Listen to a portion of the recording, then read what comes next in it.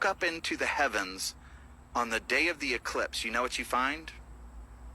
You find the sun being blotted out by the moon inside the constellation Leo. What's the symbol for the constellation Leo? A lion. A lion, the same as the tribe of Judah.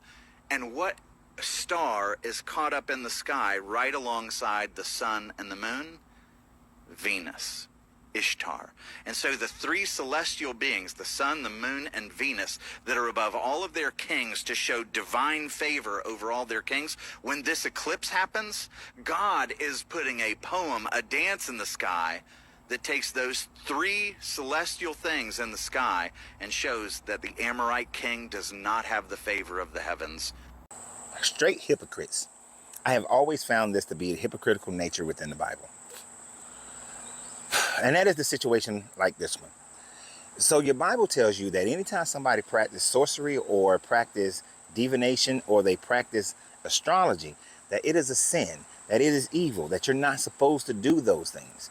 Yet your God himself practiced those very same things. And when Christians or Bible believers practice that based on their belief, then all of a sudden it's okay. No.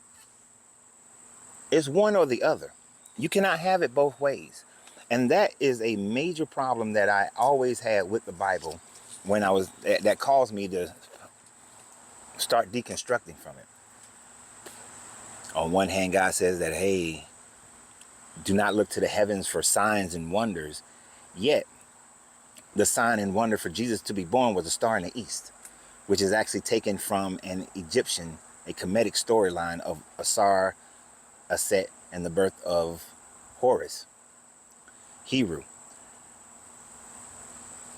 You got Joshua, and I'm not sure if he's talking about Jericho or a different battle, but a lot of these scholars are trying to say that in the Battle of Jericho, when Joshua asked God to keep the sun up in the sky so that he can finish his battle, and the sun remained for like an extra 6 hours in the sky.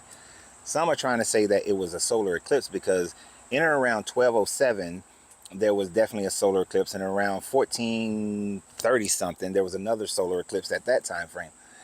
And so they're trying to say that it was a solar eclipse, but that just doesn't, that math ain't mathing. Because a solar eclipse only lasts for a few minutes of total darkness. But it's something that doesn't last for 6 hours. It's a virtually unnatural impossibility for a solar eclipse to last that long.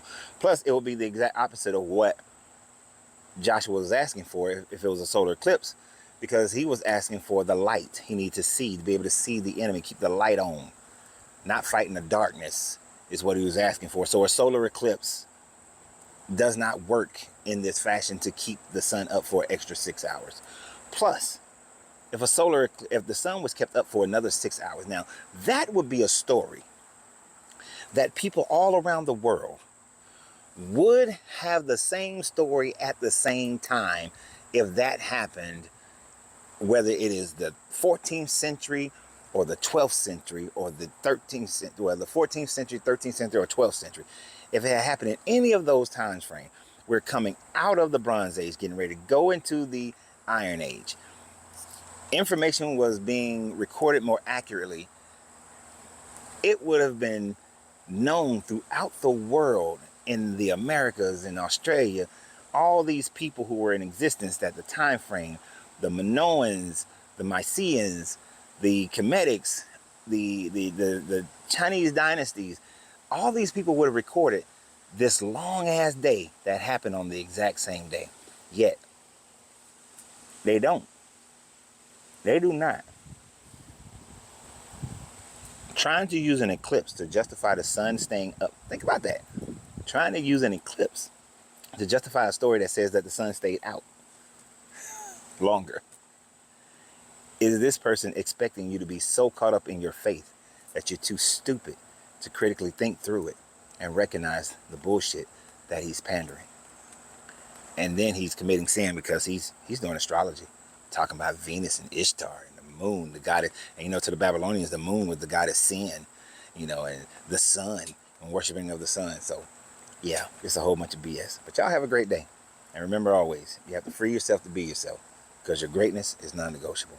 Good journey, good vibrations.